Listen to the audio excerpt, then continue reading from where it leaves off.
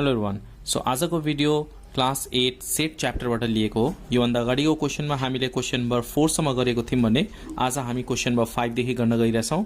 So question number 5 मा हेर्न सकिन्छ if a is equal to abc def, b is equal to abc and c is equal to abcd दिएको छ, then write the relation of phi and a. phi र a को relation, phi is always a subset of a, त्यो लेख्न सकिन्छ। Number b मा छ r set a and b disjoin, a र b disjoin हो कि हैन। disjoin भनेको कुनै पनि कमन एलिमेन्ट्स नहुनु हो, तर a र b disjoin छैन, यो ओभरल्यापिङ सेट छ किनभने abc यहाँ पनि छ, यहाँ पनि abc छ भनेपछि यो दुईटा के हो, ओभरल्यापिङ सेट हो। गिभ रिजन, किनभने ABC are the common elements भन्न सकियो। And write the number of subset of C, C बाट कतिवटा सबसेटहरु निकाल्न सकिन्छ त्यो लेख्नु पर्ने। So look at here how to write in exam 2। So we are going to do question number 5। Here first of all के इन्फर्मेसनहरु दिएको छ त्यो लेख्नु पर्ने। A is equal to, you can see here A B C D E F, B is equal to यहाँनिर A B C, त्यसपछि C is equal to यहाँनिर दिएको छ A B C D। Okay, number A मा क्वेशनले के भनेको छ भने right the relation of phi and A, phi र A को relation. phi is a subset of A लेख्न सकिन्छ। phi is a subset of A, empty set चाहिँ जुन पनि सेट्स को के हुन्छ, सबसेट हुन्छ। नम्बर B मा क्वेशनले के भनेको छ R set A and B are disjoint, give reason। We can write here sets A and B are not disjoint because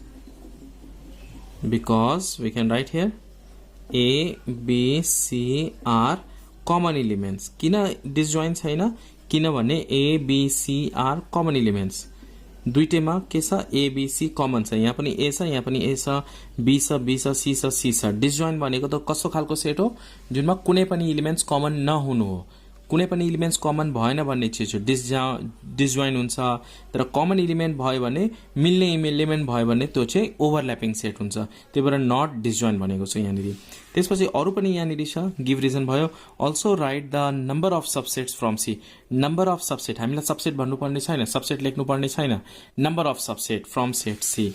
so we can write here number of subsets from set C is equal to formula के छ 2 power n।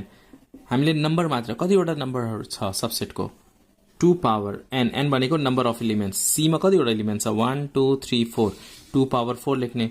2 power 4 कति हुन्छ 2 into 2 into 2 into 2 भनेपछि यो 16 भयो। Hope you understand this question number 5। Now look at question number 6। Question number 6 मा छ if A is equal to 3 5 and B is equal to 3 5 6, then write the relation between A and B। A र B को relation लेख्नु पर्ने।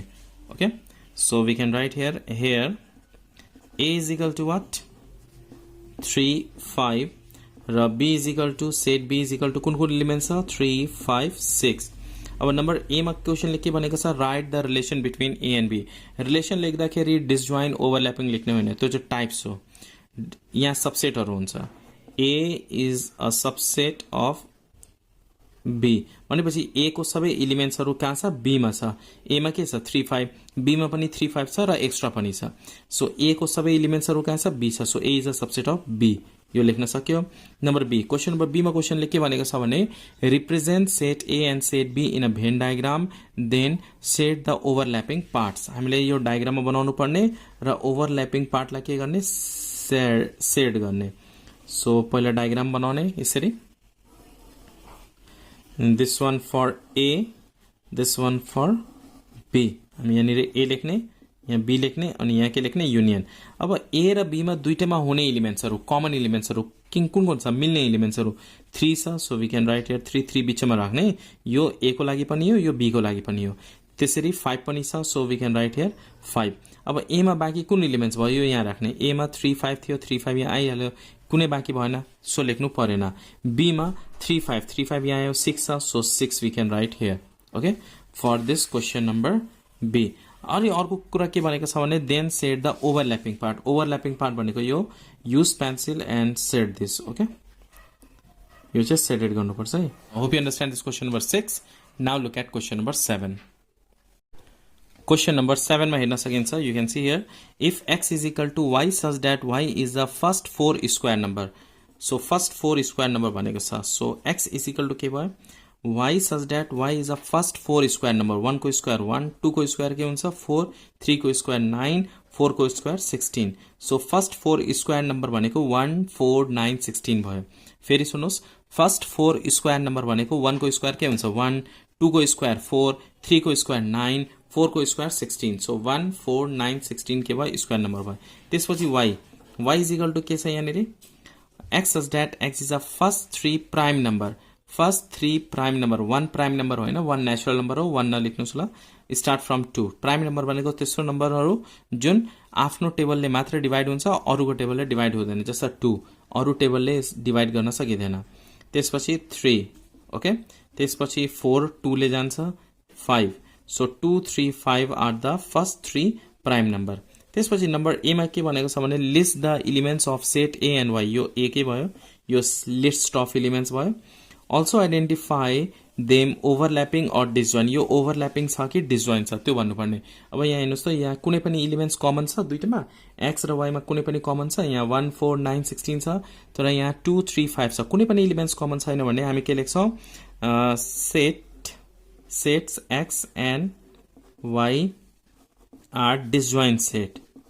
Disjoint set, okay, कुनै पनि elements common छैन भने डिसजोइन्ट सेट लेख्ने। ओके, नम्बर बी मा क्वेसनले के भनेको छ, if is X is a subset of Y भनेको वाई को एलिमेन्ट्सहरू एक्स मा छ, वाई को सबै एलिमेन्ट्सहरू एक्स मा छ। So we can write here no X is not the subset of Y. Let's cross this, not the subset of Y. Okay, no x is not a this, leave it, this one don't write.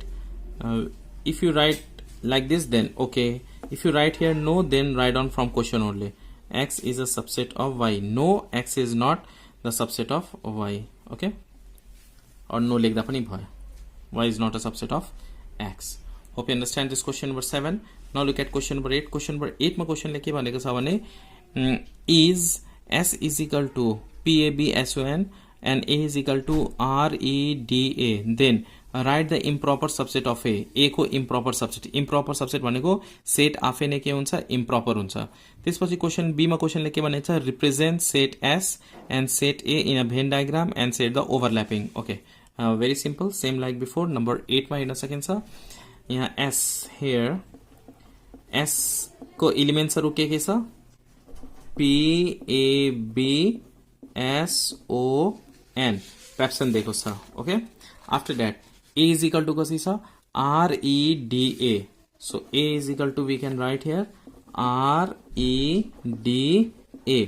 त्यसपछि क्वेसनमा के भनेको छ भने number A write the improper subset of set A. So improper subset लेख्नुपर्ने। Improper subset भनेको set आफै नै के हुन्छ, इम्प्रोपर हुन्छ। So we can write here improper subset of set A is improper subset भनेको सेट आफै नै, सेट ए मा कुन कुन एलिमेन्ट छ त्यही लेख्नुपर्ने, REDA, यही नै के हो, इम्प्रोपर सबसेट हो।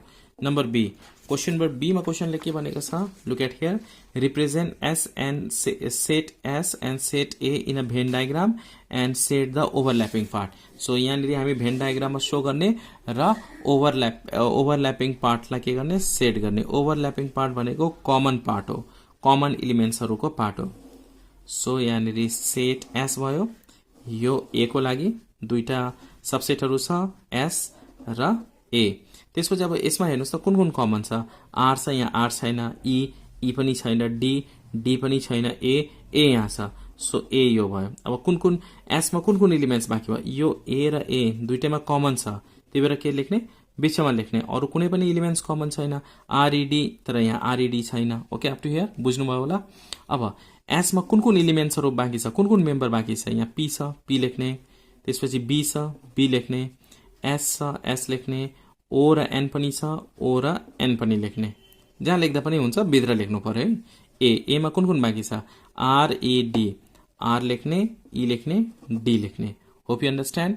आफ्टर द्याट क्वेसनले के भनेको छ? सेड गर्नलाई। कुन पार्टलाई? Overlapping part. ओभरल्यापिङ पार्ट भनेको दुईटैमा, एसमा पनि हुने, एमा पनि हुने। भनेपछि यो ए भनेको एस को लागि पनि हो, ए को लागि पनि हो। Hope you understand question number 8। Video मन पर्यो भने प्लिज लाइक गर्नु होला, न्यू हुनुहुन्छ भने please subscribe and please share with your friends too. In next episode from question number 9 to question number 14 आउँछ। Thanks for watching till last. Keep supporting and keep sharing.